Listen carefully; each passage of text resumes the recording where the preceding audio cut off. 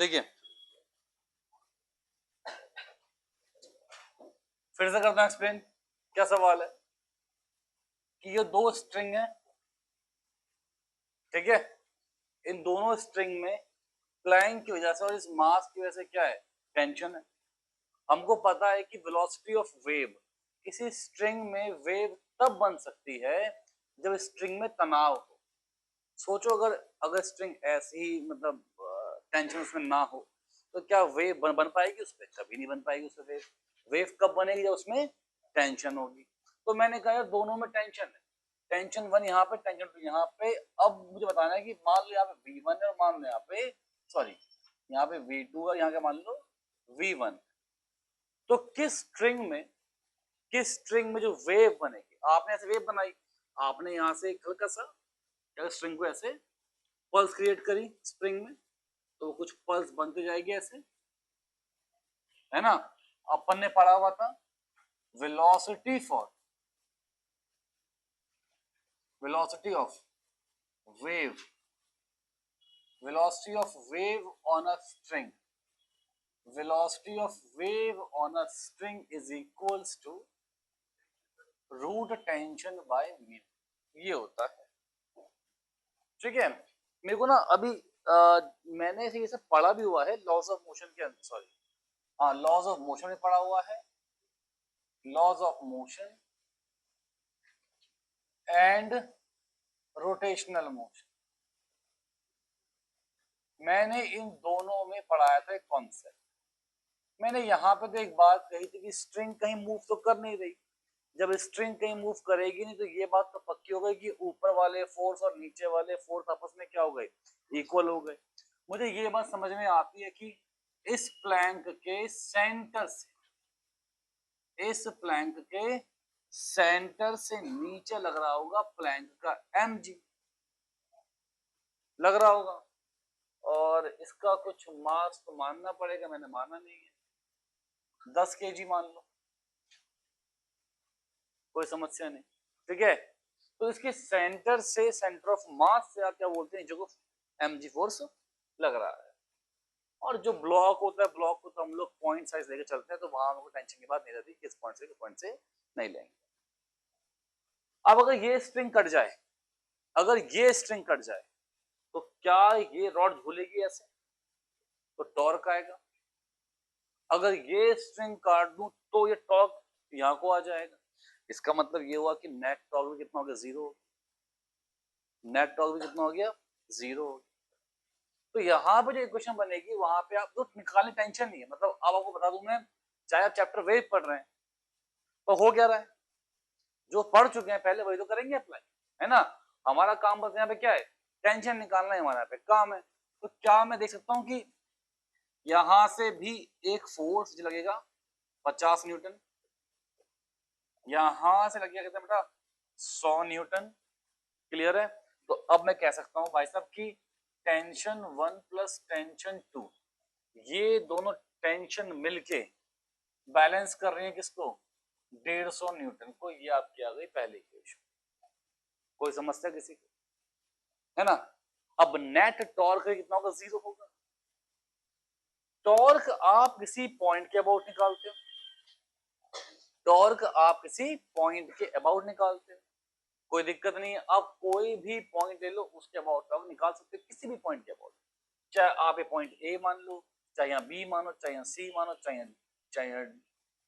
D मान लो, कुछ भी मान लो भाई, आप किसी भी पॉइंट के अबाउट टॉर्क निकालें। अगर टॉर्क जीरो आ रहा है तो हर पॉइंट के अबाउट नेट टॉर्क कितना आएगा, जीरो ही आएगा, ठीक है ना। चलिए, मैंने कहा यार मैंने इस स्ट्रिंग को यहाँ से अगर कट किया होता, चलो छोड़ो, मैं कहता हूँ कि निकाल टॉर्क अबाउट ए, ठीक है बेटा। टॉर्क अबाउट पॉइंट ए, आप निकाल रहे हैं टॉर्क अबाउट पॉइंट ए।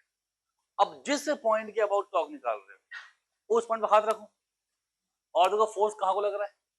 तो ये रहा पॉइंट, यहां पे आए, नीचे लगा फोर्स, तो इसका मतलब जो ये 100 का फोर्स है, इससे टॉर्क का लग रहा है इनवर्ड।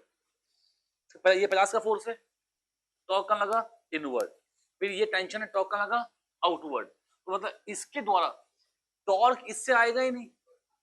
क्यों नहीं आएगा इससे टॉर्क? क्योंकि उसी पॉइंट से पास कर रहा है, टॉर्क उससे आएगा नहीं। टॉर्क किससे आएगा? टॉर्क इससे आएगा, टॉर्क इससे आएगा, टॉर्क टेंशन से आएगा।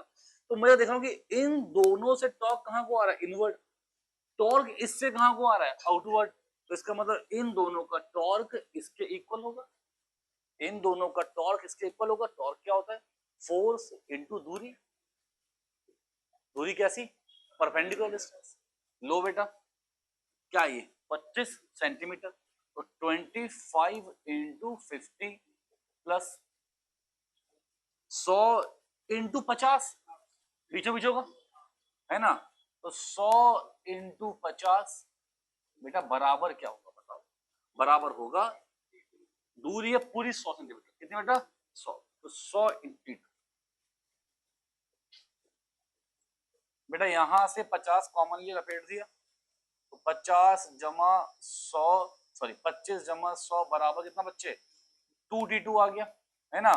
तो ये 125 अपॉन में 2 बराबर t2, तो क्या ये t2 बराबर 62.5 बन रहा है क्या? ऐसी ना बेटा, शायद सही कर रहा हूँ क्या?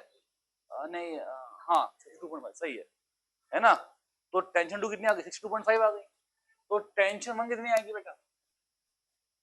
और वैसे भी देखो ना, मास ज्यादा कहां की तरफ को है, तो टेंशन ज्यादा कहां पे रहेगी? क्लियर है? तो टेंशन 1 कितनी है बेटा? 150 माइनस कितना बेटा? 62.5, तो कितना है बच्चे बताओ? 87.5 न्यूटन आ गया। तो velocity of wave in first string, tension 1 87.5 by mu, 50 ग्राम पर मीटर। इसे चेंज करो किसमें? केजी में। किसमें बेटा? केजी में। तो 50 ग्राम पर मीटर, म्यू दे रखा है ना, तो ये ऊपर जाके कुछ इंटू इंटू हो जाएगा बेटा, है ना, कुछ आ जाएगी स्पीड। अच्छा मेरे को ना वैसे भी दिख चुका है कि ज्यादा किसमें स्पीड है? V1 वाले में। तो टेंशन 1 जो है वो क्या है? ज्यादा है किससे बेटा? टेंशन, मतलब टेंशन 1 में जो स्पीड है वेव की, या स्ट्रिंग 1 में है बेटा 1000 डायरेक्ट, कि टेंशन 1 वाली स्ट्रिंग जो है उसमें वेलोसिटी ऑफ वेव ज्यादा है कंपैरेटिवली स्ट्रिंग 2 के। स्ट्रिंग 1 में टेंशन ज्यादा है और स्ट्रिंग 1 में वेलोसिटी ऑफ वेव भी क्या है? ज्यादा है। ठीक है बेटा, समझे बात सब बच्चे? चलिए सवाल देते हैं एक और हम लोग, देखते हैं बेटा। तो हाँ देखिए बेटा, देखिए बात आती है यहाँ पे अब कि ये स्ट्रिंग जिसका मास m, यहाँ पे स्ट्रिंग स्मॉल, जो स्ट्रिंग का मास है वो कंपैरेटिवली बहुत कम है। स्ट्रिंग का मास जो है वो कंपैरेटिवली बहुत कम है इस ब्लॉक के मास के। स्ट्रिंग का मास कंपैरेटिवली बहुत कम है किसके बेटा? ब्लॉक के मास के। तो इसका मतलब ये बनता, मैंने पहले एक सवाल ऐसा किया था जहां मैंने पुली में स्ट्रिंग करके ब्लॉक लटकाया था, अभी कुछ किया होगा लास्ट क्लास में किया था शायद। मैंने कहा था कि स्ट्रिंग का मास बहुत कम है तो मैं टेंशन निकालने वक्त स्ट्रिंग के मास को कर दूंगा इग्नोर। याद है? नहीं, मैंने कुछ सवाल करवाया शायद, ये रहा ये सवाल, बिल्कुल सही। स्ट्रिंग का मास बहुत कम है ब्लॉक के मास से। स्ट्रिंग का मास अगर बहुत कम है ब्लॉक के मास से, तो टेंशन निकालते वक्त लावण्य पुत्र हम ब्लॉक के मास को लेंगे, हम स्ट्रिंग के मास को इग्नोर कर देंगे। ठीक है? तो मेरे को समझ में आता है कि इस स्ट्रिंग में, और जो स्ट्रिंग बहुत ही हल्की होती है, बहुत ही हल्की स्ट्रिंग हो या मास्टर स्ट्रिंग हो, बहुत ही हल्की स्ट्रिंग हो या स्ट्रिंग मासलेस हो, बहुत ही हल्की स्ट्रिंग हो या स्ट्रिंग मासलेस हो, तो आप ऐसा मानते हैं कि लगभग लगभग हर पॉइंट पे टेंशन समान है, टेंशन सेम है। ठीक है बेटा, सही है। क्योंकि लावण्य पुत्र मन में बात आ सकती है कि सर पिछले जब आपने सवाल किया था लास्ट टाइम, तो वहां पे आपने क्या निकाला था? मास निकाला था यहाँ तक का। और मैंने जो ये लिखा ना बेटा, इसका मतलब है कि मुझे उसका काम धाम नहीं करना। ठीक है, नीचे को फोर्स लगा कितना बेटा, mg फोर्स लग गया, तो टेंशन में कितनी आ गई बेटा, mg आ गई। टेंशन में क्या आ गई बेटा, mg आ गई। अगर टेंशन mg आ गई तो क्या मैं ये बात कह सकता हूं कि जो वेलोसिटी ऑफ वेव है वो तो बेटा अभी सर आपने कहा कि रूट टी बाई म्यू होती है, टेंशन बाई म्यू होती है, तो बेटा रूट टी बाई म्यू, तो रूट टी बेटा, रूट टी टेंशन बेटा कितना बेटा mg। बच्चे म्यू क्या होगा, मास पर यूनिट लेंथ। म्यू क्या बेटा, मास, वो तो लिखेंगे ही ना, स्ट्रिंग तो है ही, ये तो है नहीं, स्ट्रिंग है नहीं, है ना, तो क्या होगा इसका मास पर यूनिट लेंथ। तो इसका मतलब आपके पास जो वेव की स्पीड आ गई वो तो कुछ इतनी आ गई। अब पिछले सवाल में मिश्रा जी हमने ये देखा था कि वेलोसिटी ऑफ वेव निर्भर कर रही थी कि आप किस पोजीशन की बात कर रहे हैं, है ना, क्योंकि वहां पे जीएक्स की फॉर्म में आई थी velocity of wave, root GX आई थी, यहाँ पे तो कहीं डिपेंड है ही नहीं। तो हम ये कहेंगे कि वेलोसिटी ऑफ वेव अगर पॉइंट ए पे मैं देखूं और वेलोसिटी ऑफ वेव मैं अगर पॉइंट बी पे देखूं तो बिल्कुल सेम आए, क्या आएगी, बिल्कुल सेम। क्लियर है, क्या आएगी, बिल्कुल सेम, क्योंकि वो डिपेंड तो किस पे कर रहा है, पूरे मास पे, और एक इस मास पे, तो वो क्या चल रहे हैं, सेम चल रहे हैं, है ना, क्योंकि मैंने क्या माना है कि यहाँ पे जो मास है उससे कुछ फर्क ही नहीं पड़ रहा है, यहाँ पे जो मास उससे कुछ फर्क ही नहीं पड़ रहा। ठीक है ना, समझ रहे हैं। अभी आप और समझेंगे, अगर मैं ऐसा केस ले लूं जहां पे मास से फर्क पड़ रहा हो, मैं दोनों केस आपके लिए पैरेलल ड्रॉ कर देता हूं। ये लीजिए, यहां बना दिया मैंने, फिर से सेम बात है कि ये मास है कैपिटल एम, ये मास है स्मॉल एम, पर अब मैंने लवड़िया ये कंडीशन नहीं लिखी, मैंने नहीं लिखा कि जो मास ऑफ स्ट्रिंग है वो बहुत बहुत बहुत कम है, किससे, मास ऑफ ब्लॉक से, मास ऑफ ब्लॉक से बहुत कम है, समझ रहे हैं। तो इसका मतलब अब आप इसके मास को इग्नोर नहीं कर सकते, इसका मतलब ये कि इस एंड की टेंशन, टेंशन एट ए और टेंशन एट बी, इन दोनों में अंतर होगा, इन दोनों में अंतर होगा। इन दोनों में अंतर क्यों होगा, इस एंड को सिर्फ इस मास को झेलना है, इस एंड को ब्लॉक का मास और रस्सी का मास झेलना है, तो जिसको ज्यादा मास झेलना है वहां पे ज्यादा टेंशन रहेगी। तो कोई मुझसे पूछे कि टेंशन एट पॉइंट ए कितनी आएगी, तो मुझे पता है वो बच्चे कितनी आ जाएगी, mg आ जाएगी। कोई मुझसे बोले कि टेंशन एट पॉइंट बी कितनी आएगी, मुझे पता है कि capital M plus small m into G आएगी, तो दोनों एंड को अलग अलग टेंशन झेलनी पड़ेगी। समझ रहे बात को। यहाँ पे क्या हुआ, ये मास लगभग लगभग क्या था, नेग्लिजिबल था कंपेयर टू किसके, इस मास के, पर ये नहीं है। ठीक है ना। अब मैं बोलूंगा जो वेलोसिटी ऑफ वेव है पॉइंट बी पे, वो बेटा कितनी आएगी, वो आएगी capital M small plus small M G, है ना, ये टेंशन आ गई, अपॉन में मास पर यूनिट लेंथ। मास पर यूनिट लेंथ में मुझे इसके मास से मतलब नहीं है, वो तो स्ट्रिंग का मास होता है, किसका होता है, स्ट्रिंग का मास, तो हम बोलेंगे अपॉन में एम और एल ऊपर आ जाएगा। ठीक है, यहां पे जब मैं बोलूंगा velocity of wave at point ए, तो बेटा फिर से क्या होगा, मुझे क्या देखना होगा, एम जी अपॉन में कितना बेटा, एम बाई एल, ये तो ऐसे आ गया, है ना। मैं अगर दोनों पॉइंट के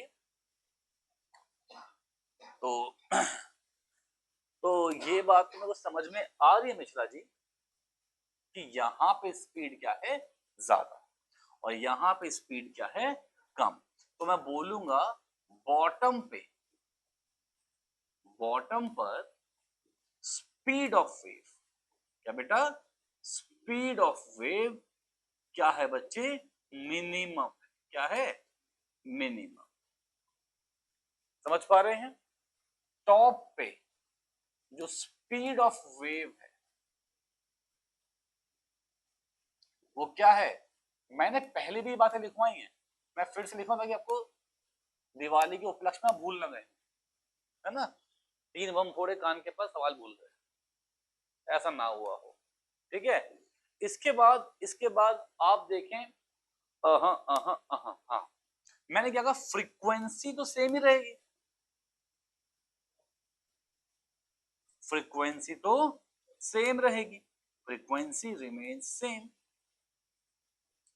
फ्रीक्वेंसी सेम रहेगी। इसका मतलब क्योंकि फ्रीक्वेंसी डिपेंड करती है सोर्स पे, ना तो वेलोसिटी पे ना मीडियम पे, वो सिर्फ और सिर्फ सोर्स पे डिपेंड करती है। ठीक है ना बेटा? लिख भी लीजिए, frequency frequency only depends on, frequency only depends on source, frequency source पे ही डिपेंड करती है और किसी पे डिपेंड नहीं करती, फ्रीक्वेंसी सिर्फ सोर्स पे डिपेंड करती है। ठीक है बेटा? तो यहाँ पे जो फ्रीक्वेंसी है वही फ्रीक्वेंसी यहाँ भी होगी, वही फ्रीक्वेंसी यहाँ भी होगी, वही फ्रीक्वेंसी यहाँ भी होगी। ठीक है बेटा? समझ गए? इसके बाद वेवलेंथ की बात कर लेते बेटा। तो वेवलेंथ मैंने क्या लिखा है बेटा, मुझे बताओ बेटा। यहाँ पे जो स्पीड यहाँ भी सेम है, यहाँ पे भी सेम है, क्यों सेम है? क्योंकि मास क्या था, नेग्लिजिबल था। तो वेवलेंथ यहाँ भी सेम होगी, वेवलेंथ यहाँ भी सेम होगी, पर ऐसा यहाँ पे नहीं होगा। यहाँ वेवलेंथ और यहाँ वेवलेंथ अलग अलग होगी, क्योंकि वेलोसिटी ऑफ वेव भी क्या थी, अलग अलग थी। हम सब जानते हैं वेव लेंथ, लेंथ मतलब कि बेटा, लेंथ मतलब कि लेंथ मतलब कि डिस्टेंस, तो स्पीड इनटू टाइम। बेटा एक मिनट रुको, है ना बेटा? तो देखिए वेवलेंथ, फिर सुन लीजिए, अच्छे सुनिए, है ना, याद याद होना अच्छे से। Wavelength speed into time, time मतलब कि टाइम पीरियड को मतलब 1 अपॉन फ्रीक्वेंसी। तो क्या मैं ऐसा ऐसा बोल दूं कि velocity of wave upon frequency is wavelength, है ना? अब सोचो velocity of point B upon frequency divided by velocity of wave at point A upon frequency. अरे आप लोगों को बात समझ में आ रही है? इज इक्वल्स टू, अबे ये क्या हुआ, is equals to lambda at B divided by lambda at A, है ना भाई? तो जो वेलोसिटी का रेशियो आएगा वेव की, वही उसकी वेवलेंथ का रेशियो आएगा, अगर सोर्स सेम है तो। अगर सोर्स सेम है तो, ये बात ध्यान रखिएगा, अगर सोर्स सेम है तो। समझ गए? अगर सोर्स सेम है तो। ठीक है, नेक्स्ट बात हो गई, नेक्स्ट बात हो गई, ध्यान रखिएगा, नेक्स्ट बात क्या हो गई कि ये मैंने देख लिया कि क्या आता है। तो कितनों को ये बात समझ में आ रही है कि वेवलेंथ का रेशियो ये आ जाएगा m plus small m upon capital. किसको बात समझ में आ गई? यही तो आएगा, इसको और इसको डिवाइड करा तो root GL cancel, root M cancel, तो बचा क्या, capital M plus small M divide by capital M. तो यही क्या आएगा बेटा, वेवलेंथ का रेशियो भी आ जाएगा। तो आपको डायरेक्ट एज फॉर्मूला ये याद होना चाहिए। देखिए सब बच्चे हैं सवाल, पर आपको याद होने चाहिए सवाल। देखिए अब कह रहा है कि सुपरपोजिशन ऑफ वेव का प्रिंसिपल क्या होता है कि दो वेव अगर आ रही है, ठीक है ना, मान लीजिए ये एक पॉइंट, अब मैं यहाँ पे स्ट्रिंग बना रहा हूँ, क्योंकि अभी तक मेनली मैं किसके बारे में पढ़ रहा हूँ, स्ट्रिंग के बारे में, और ये एक स्ट्रिंग है और ये एक स्ट्रिंग। मैंने यहां से स्ट्रिंग को डिस्टर्ब किया, मैंने यहां से स्ट्रिंग को डिस्टर्ब किया, जिससे कि एक पल्स हुई, क्रिएट हुई, और यहां से वेव बनी, और सेम टाइम पे अपन ने यहां से भी एक पल्स क्रिएट कर दी, एंड दोनों के फिक्स कर दिए, है ना? अगर इनके दोनों के एंड फिक्स है बेटा, मुझे पता है कि यहाँ पे जो वेव ट्रेवल कर रही है वो पॉजिटिव एक्स के अलोंग ट्रेवल कर रही है, यहाँ पे जो वेव ट्रेवल कर रही है वो नेगेटिव एक्स के अराउंड ट्रेवल कर रही है। तो हमको पता है कि पॉजिटिव एक्स के लिए इक्वेशन क्या होती है, y1 इक्वल्स टू मान लीजिए a sign omega T minus के एक्स।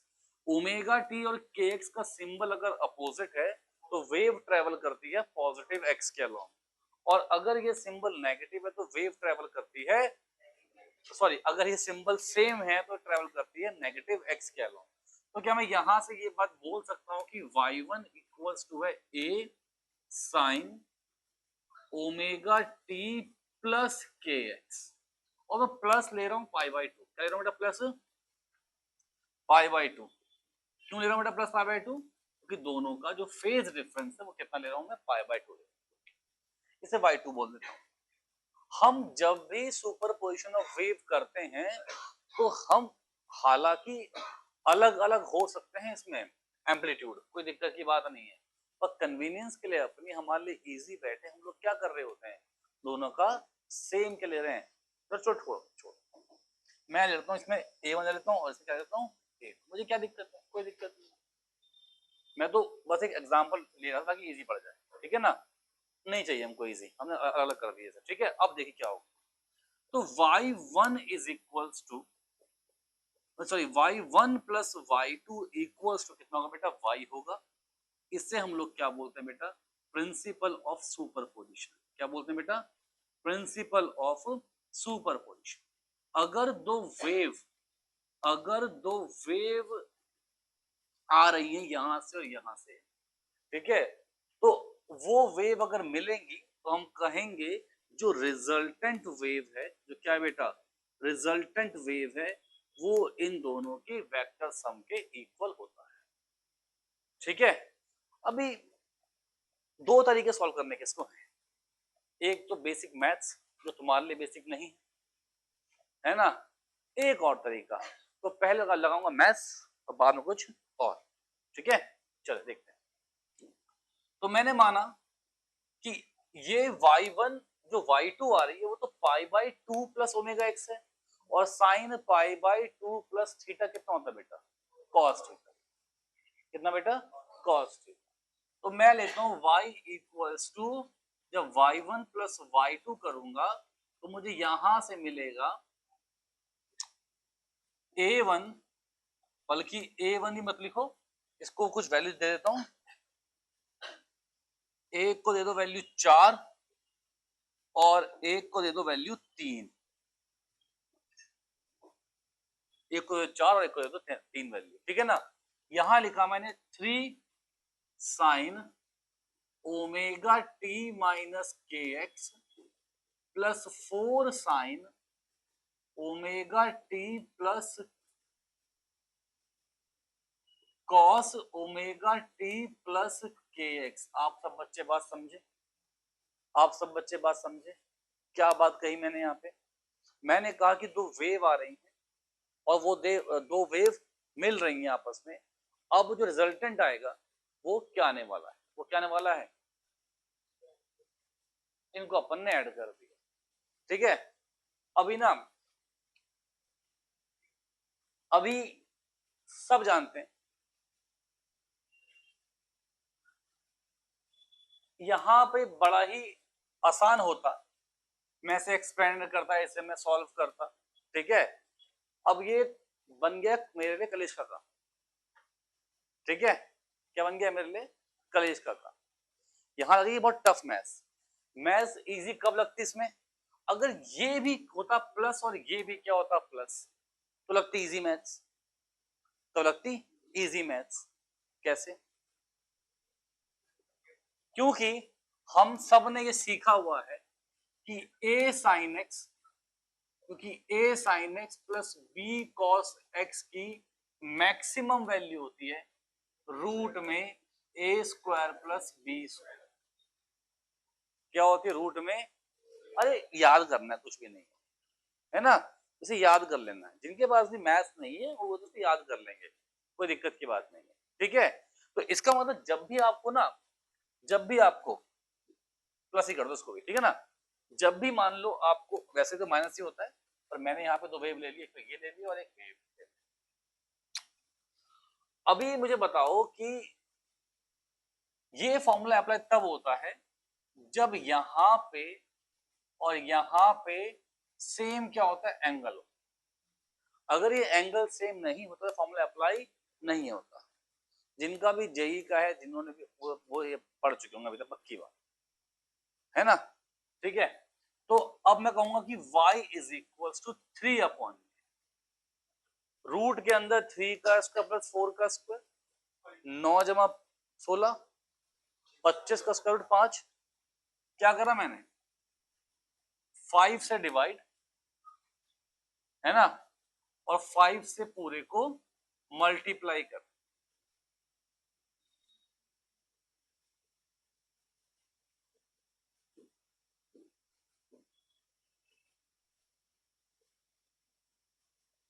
फाइव से डिवाइड और 5 से पूरे को मल्टीप्लाई कर, कोई दिक्कत नहीं। तो यहां पे y इक्वल हो जाएगा 5।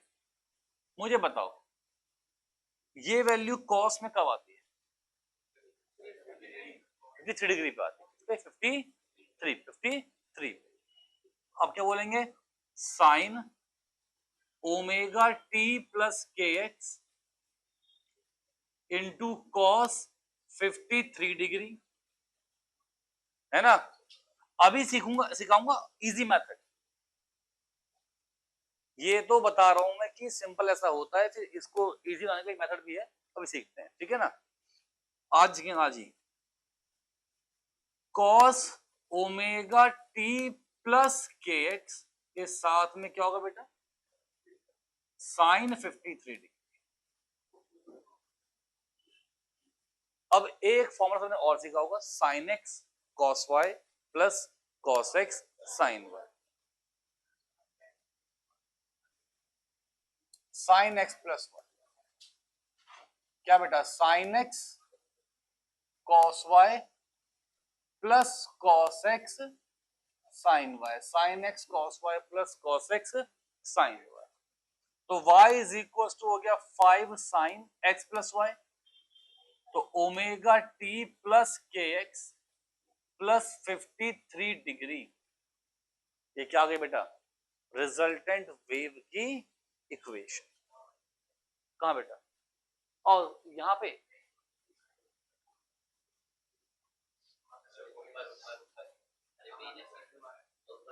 नहीं, यहां पे बेटा मैंने चेंज कर दिया ना। मैं क्या कहा कि फॉर्मूला अप्लाई ये नहीं हो पाता, है ना, फॉर्मूला अप्लाई नहीं हो पाता अगर ये एंगल सेम नहीं बनता।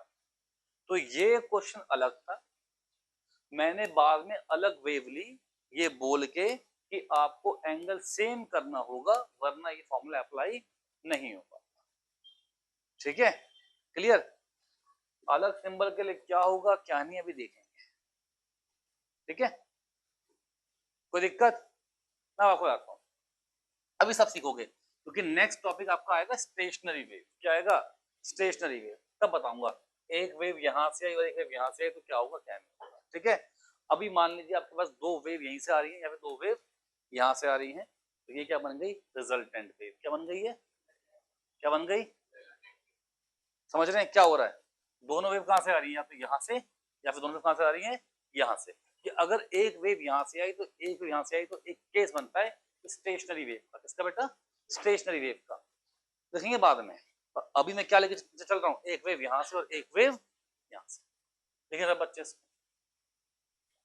देखिए, चलिए देखिए अब हम इसको सॉल्व करते हैं बिना मैथ्स के, है ना, जिसका वेट है आप लोगों, है ना।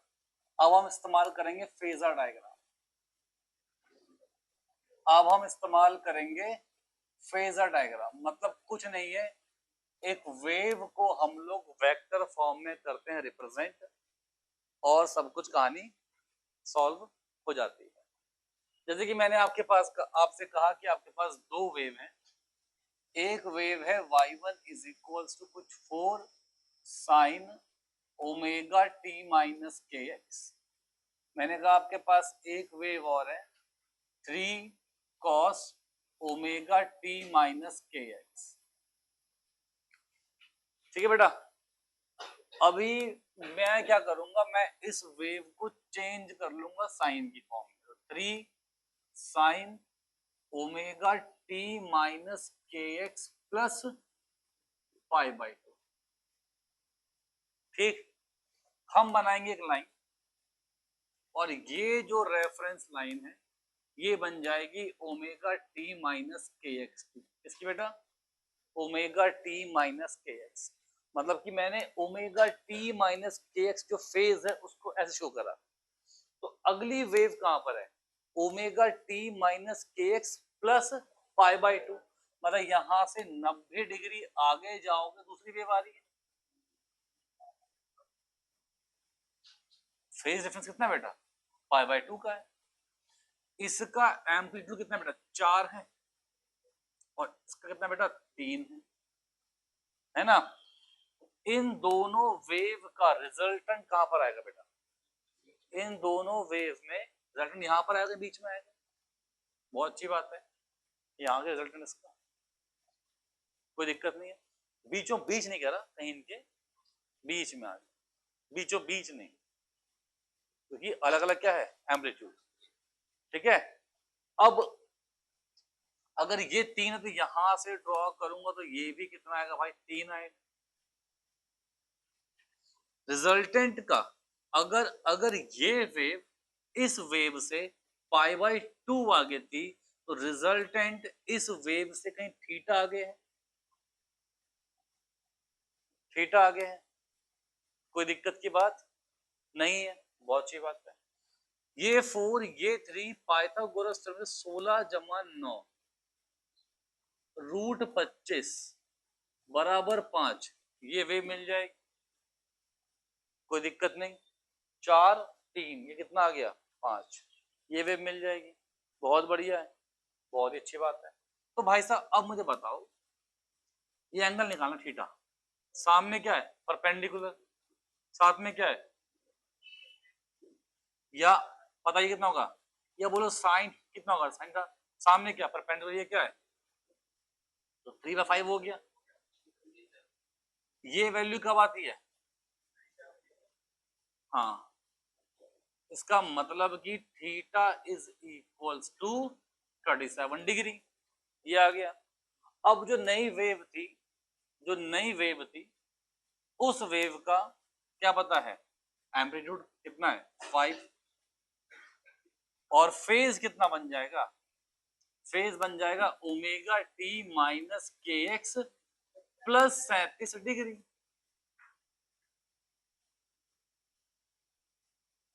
कोई समस्या, कोई समस्या, पक्का नहीं है, झूठ नहीं कह रहे तुम मुझसे, बहुत अच्छी बात, शाबाश। तो ये इजी है मेरे ख्याल से, है ना, ऐसे सॉल्व करेंगे।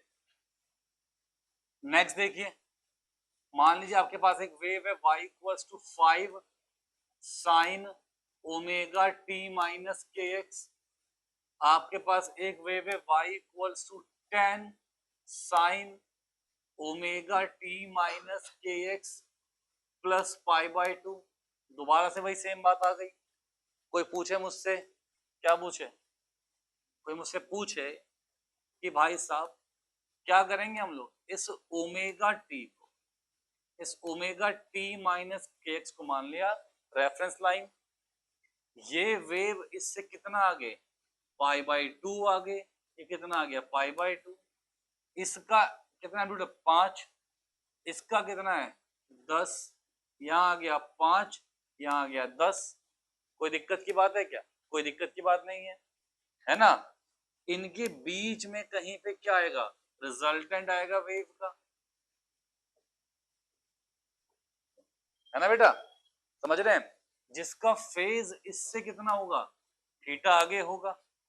ठीक है, सामने कितना आ गया, ये 10 आ गया। अगर बात करूं इसकी एम्पलीट्यूड तो वो आ गया 100 जमा 25, कितना बेटा 125 आ गया, 5 रूट 5। क्लियर बेटा, कितना बेटा 5 रूट 5, और ये कितना आएगा बेटा tan थीटा बराबर परपेंडिकुलर अपॉन ए बेस, तो ये tan थीटा बराबर कितना आ गया 2 आ गया, तो थीटा बराबर कितना आ गया tan इनवर्स 2 आ गया। तो यहाँ पे क्या बन जाएगा बेटा, क्या हो जाएगा रिजल्टेंट, y रिजल्टेंट क्या आएगा बेटा बताओ, है बेटा, और 5√5 आएगा, सॉरी बोल बोला नहीं, तो 5√5 कितना साइन ओमेगा टी माइनस के एक्स प्लस tan इनवर्स 2 आ जाएगा बेटा। कोई समस्या है, कोई समस्या है, नहीं है।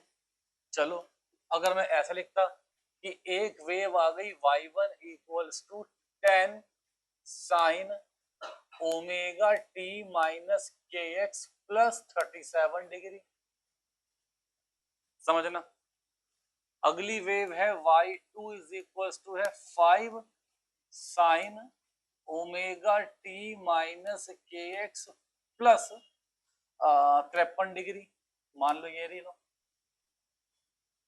ये दो वेव आई, हम बताना है क्या रिजल्टेंट वेव क्या आएगी इसमें, भाई वो तो क्या आएगी, दोनों को ऐड मार देते हैं, बस सॉल्व करना नहीं है, उतनी मैथ्स लगानी नहीं है। क्या करना है हम लोगों को, हमें ड्रॉ करना है फेजर डायग्राम। तो ओमेगा टी माइनस के एक्स, क्या बेटा ओमेगा टी माइनस के एक्स अपन ने क्या मान लिया, रेफरेंस पॉइंट, है ना, क्या मान लिया रेफरेंस पॉइंट। अब जो पहली वेव है वो इससे 37 डिग्री आगे है, तो ये बनी पहली वेव, ठीक है। जो अगली वेव है वो किससे, ओमेगा टी माइनस के एक्स से कितना आगे है, 53 डिग्री आगे, ये लो बेटा, है ना। अब कहानी में कलेश आ गया, अब कहानी में कलेश आई नहीं कुछ, हमने सीखा वो बचपन सीख लिया, बचपन से बाल्यावस्था में सीख लिया हमने, कंपोनेंट्स करना, क्या सीखा था हमने, कंपोनेंट्स करना। हम क्या कर रहे हैं यहाँ पे, वेक्टर एडिशन, क्या कर रहे हैं हम लोग, क्या करेंगे हम लोग कंपोनेंट्स का कर लेंगे। क्या है इसमें 10 था और इसका 5, तो भाई ये 10 यहां पे क्या बन जाएगा 10, हाँ 10 cos 37 डिग्री, और यहां पे क्या बन जाएगा 10 sin 37 डिग्री। बताओ कोई दिक्कत, कोई दिक्कत नहीं है। फिर भाई साहब ये 5 वाला बच गया, 5 वाला, इसके भी क्या होंगे कंपोनेंट्स होंगे, एक यहां पर आएगा, प्लस कर दूं फिर, है ना, प्लस कर दूं, क्या आएगा 5 cos 53 डिग्री, यहां पे क्या आएगा बेटा 5 sin 53 डिग्री, है ना बेटा। तो यहां पे मुझे बताओ 5 cos 53 की वैल्यू क्या होती है 3/5 प्लस 10 कितना बेटा 3/5,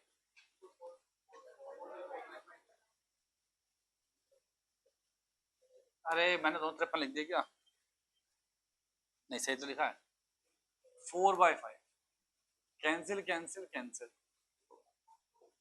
कितना बेटा 8 3 ये आ गया 11, यहाँ आ गया 11, है ना बेटा।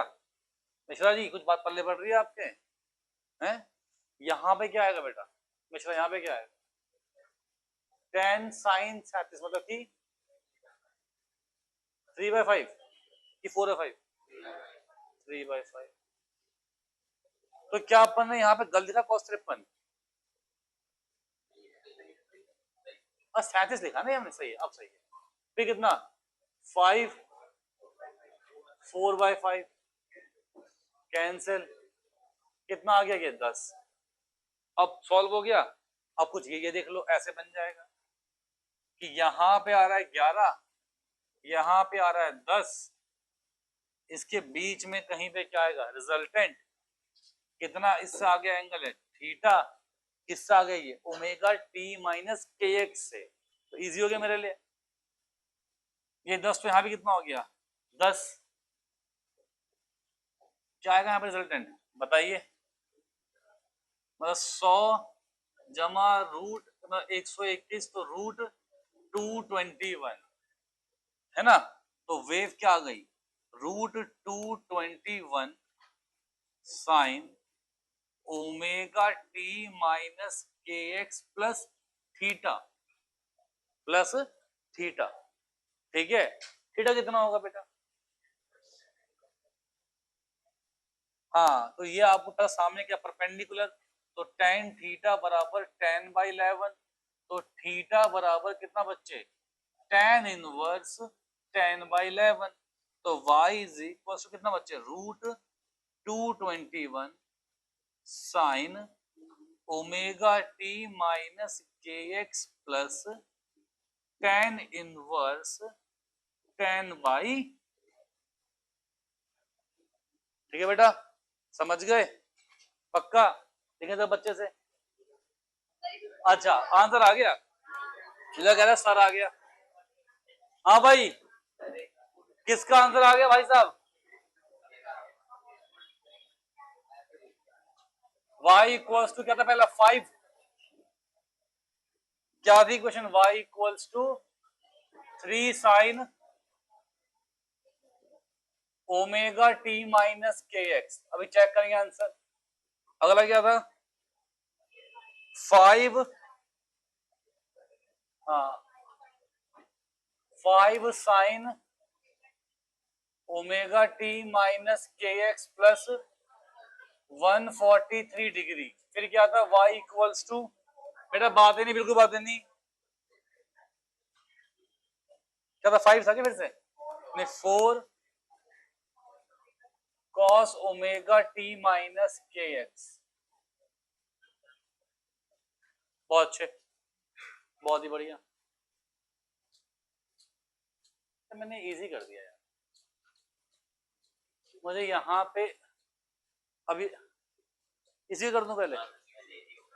अच्छा ठीक है, आपका जो होमवर्क रहेगा ना इस टाइप में वो ये रहेगा y equal to 3 sine omega T minus के x plus 37 degree, y equals to 5 sine omega T minus के x plus 143 degree, y equals to 3 cos omega T minus के X, y equals to 4 sine omega T minus के x plus 53 degree. ठीक है बेटा, आपको homework है 4 का super impose करवाना। ठीक है, अरे तुम कर लोगे, तुम चाहे जैसे ये करो वैसे करना है, कोई दिक्कत थोड़ी। पहले मैं ये कर देता हूँ है ना, देखो अच्छे सिखा दूं मैं आपको क्योंकि ये 12th में भी आता है चैप्टर इसी के अंदर में फेजर डायग्राम। ठीक है ना, और वहां आपको टेंशन नहीं पालनी पड़ेगी क्योंकि हम 11वीं बहुत तगड़ा सीख चुके होंगे। देखो पहला क्या होगा ओमेगा टी माइनस के एक्स, एक और दे दूं क्या इसमें? चलो ठीक है, ओमेगा टी माइनस के एक्स। इसके बाद अगला क्या है ओहो ये आ गया 3 मैग्नीट्यूड आ गया है ना बेटा। सबको बात समझ में आ गई है बेटा, बातें नहीं सबको समझ आ गई है, π/2 ऐड हो जाएगा।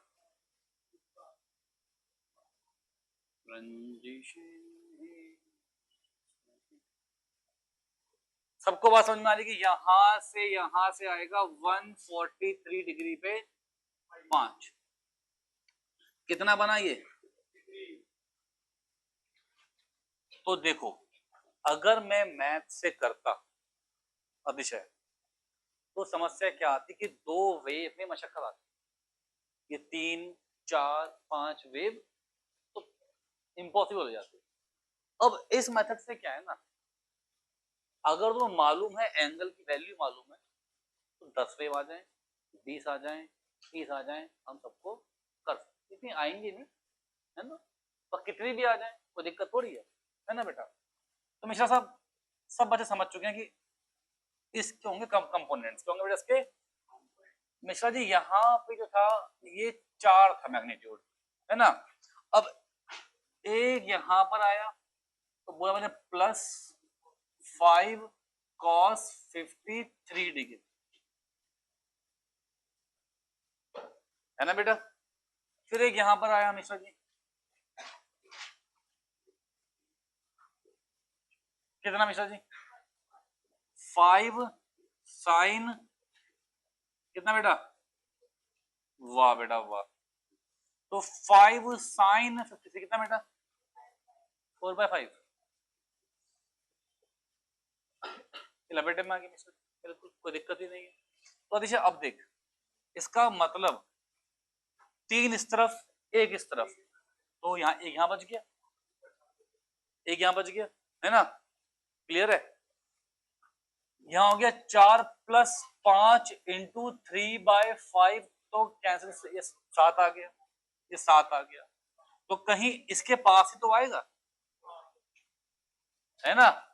तो मैं इसको 1 मान लूं अतिशय, ये 1 हो गया, क्या हो गया, 1 हो गया। ये कितना मान ले, एंगल थीटा मान ले, जो सामने वो क्या है, परपेंडिकुलर, कितना आ गया बेटा, tan थीटा बराबर कितना आ गया, 1/7, तो ये कितना आ गया बेटा, tan इनवर्स 1/7 पर एंगल कहां से लेंगे, ओमेगा टी माइनस के एक्स से, कहां से लेंगे, तो जब ये एंगल उतना है तो यहां से एंगल लेंगे, कितना आ जाएगा, π/2, कितना आएगा ये, π/2, तो मेरे पास जो एंगल आया वो आया π/2 प्लस tan इनवर्स 1/7, समझे। अब यहां निकालना मैग्नीट्यूड, ये 7 हो गया, 49 प्लस 1 का स्क्वायर, 1 तो रूट कितना 50 आ गया, तो 5√2 आ गया, कितना आ गया बेटा, तो जो रिजल्टेंट वेव आई, जो क्या आई, रिजल्टेंट वेव आई, जो रिजल्टेंट वेव आई वो आई 5√2, कितना बेटा, 5√2 कितना, साइन ओमेगा टी माइनस के एक्स प्लस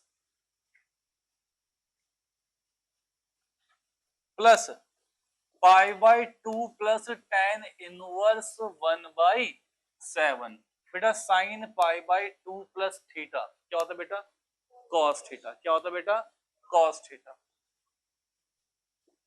बच्चों जितना मैं सिखा रहा हूं बता दूंगा आपको, ये सफिशिएंट ही नहीं है, ज्यादा ही है शायद, ठीक है, इतना भी कोई पूछता नहीं है, 3 वेव 4 वेव, बस ये है कि अगर आपने कर लिया तो फिर 2 वेव तक क्या लगेगा, मजा, ठीक है ना, ओमेगा टी माइनस के एक्स प्लस tan इनवर्स 1/7, बात पल्ले पड़ी, पक्की बात पल्ले पड़ी।